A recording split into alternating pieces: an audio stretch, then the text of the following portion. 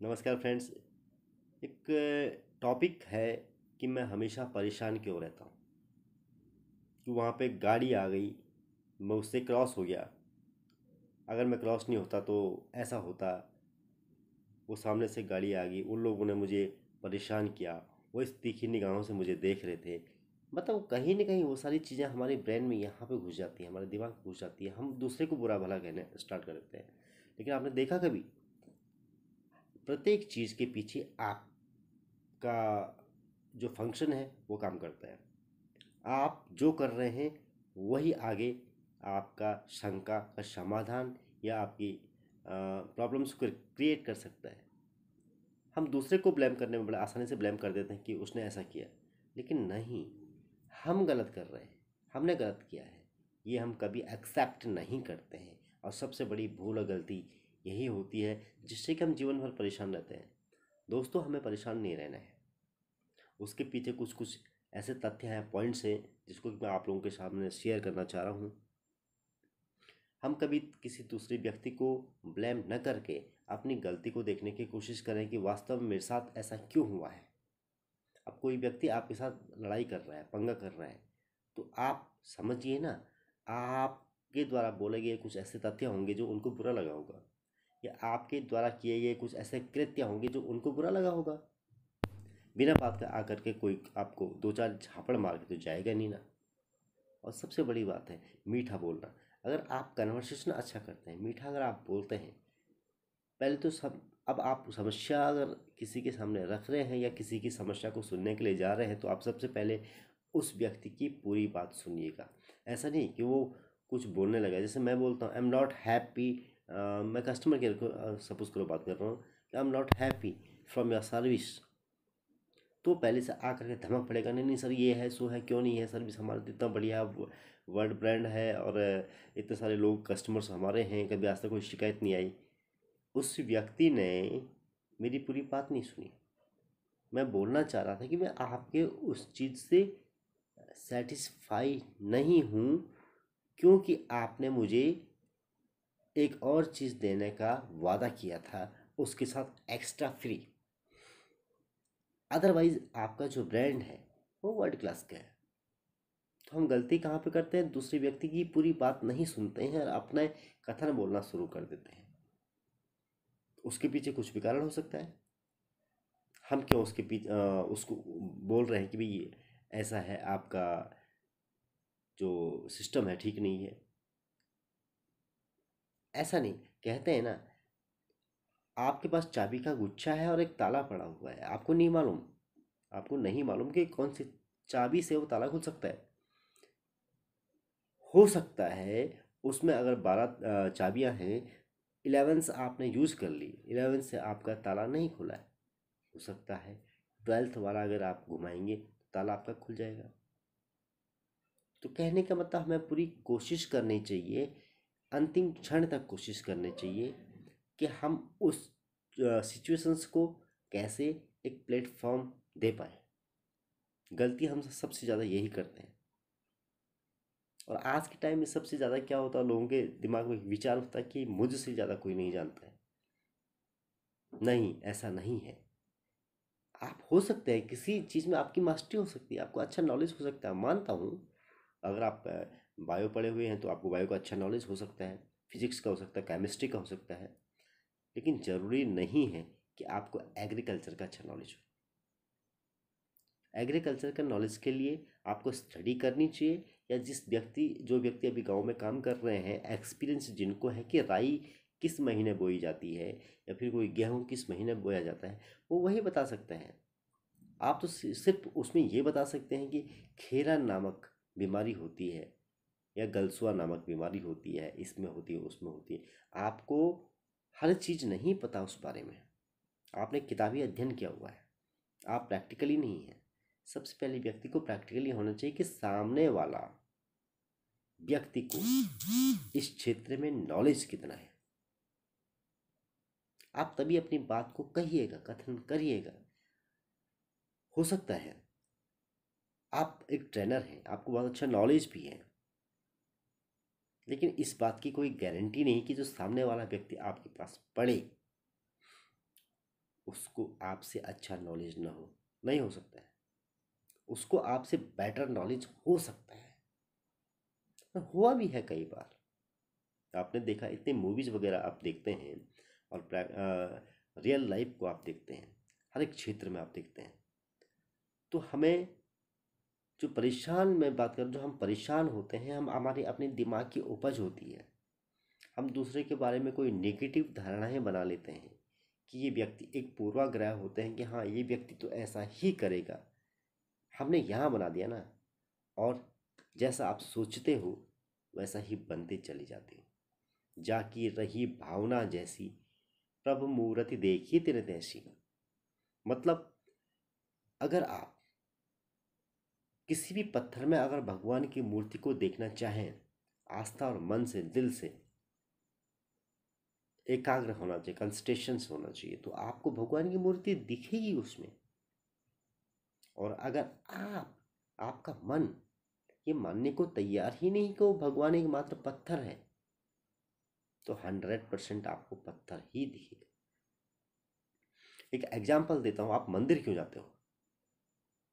कभी जो भी व्यक्ति मंदिर गया, आज तक कभी किसी को भगवान के प्रत्यक्ष दर्शन हुए हैं क्या? नो। जब दर्शन हुए नहीं हैं, तो इतने बड़े बड़े मंदिर, तिरुपति बालाजी, बद्रीनाथ जी, केदारनाथ जी, यहाँ पे इतनी भीड़ क्यों लगी रहती है? क्यों लोग जाते हैं? ये तो एक सोचनीय विषय है ना। आपको भगवान मिले नहीं है कभी, कभी हैंडशेक नहीं किया, हाथ नहीं मिलाया भगवान ने आपसे, आपकी कुशल क्षेम कभी पूछी नहीं भगवान ने, सदियों से चला आया है, फिर भी आप हाथ जोड़ने और मन्नत मांगने वहां पे जाते हैं। बता सकते हो उसका कारण क्या है? भाई, मुझे मुझे अगर उम्मीद या विश्वास ही नहीं है, तो मैं उस क्षेत्र में क्यों जाऊं? माना कि आप मुझे सामान नहीं देते हो पैसे देने की बात, तो मैं आपसे सामान क्यों लूं? बस इसको जस्ट जोड़ दीजिए आप ऐसे, कि भगवान आपको जब कभी मिले नहीं, आप क्यों मंदिर जाते हो? इसका एक बड़ा गूढ़ रहस्य है।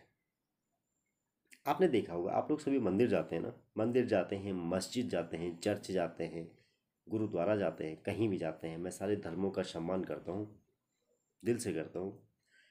तो एक चीज़ है, मैं एक टेम्पल की बात कर लूँ, तो टेम्पल में आप जब जाते हो तो वहाँ आपने देखा होगा कि एक शांत वातावरण, वैदिक मंत्रोच्चार, घंटियों की आवाज, बहुत सारे लोग वहाँ पे विचरण कर रहे होते हैं।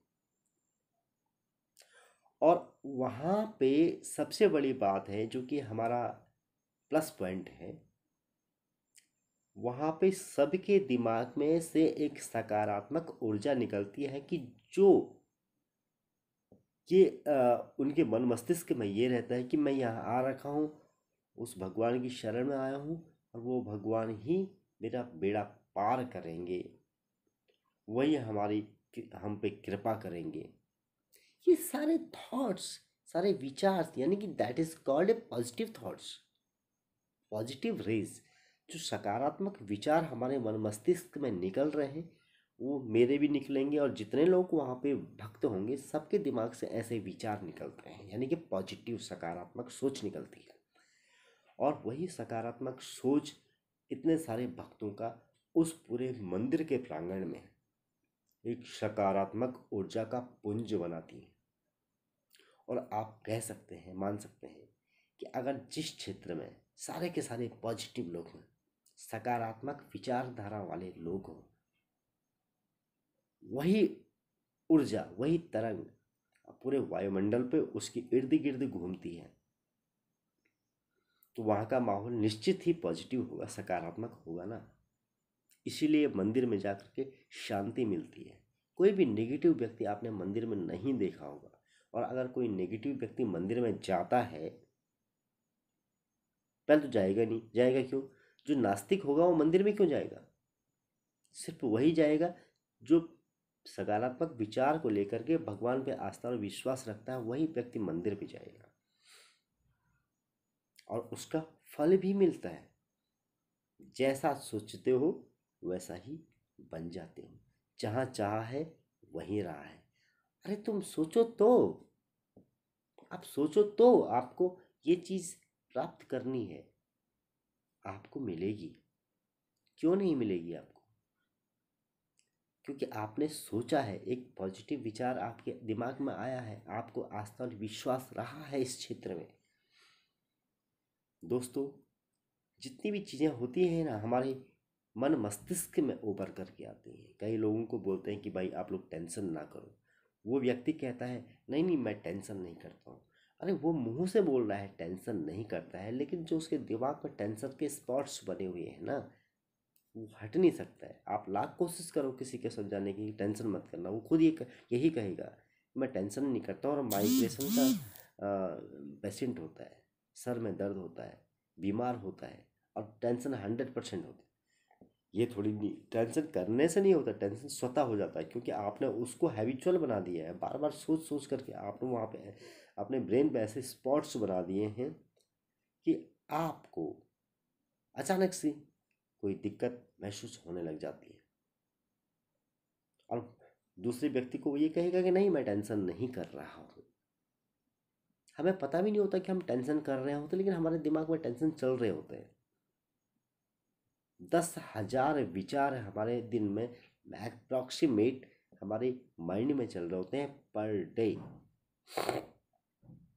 बस कुछ नेगेटिव होते हैं, कुछ पॉजिटिव होते हैं। आपको मालूम है मन बहुत चंचल होता है, तमाम प्रकार की गंदे से गंदे, अच्छे से अच्छे थॉट्स हमारे दिमाग में घूम रहे होते हैं।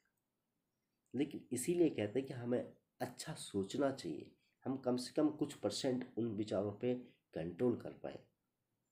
हमें अच्छे वातावरण में बैठना चाहिए, हमें अच्छे लोगों के साथ बैठना चाहिए, हमें नेगेटिव लोगों से दूर रह करके पॉजिटिव सोच वाले लोगों के साथ बैठना चाहिए।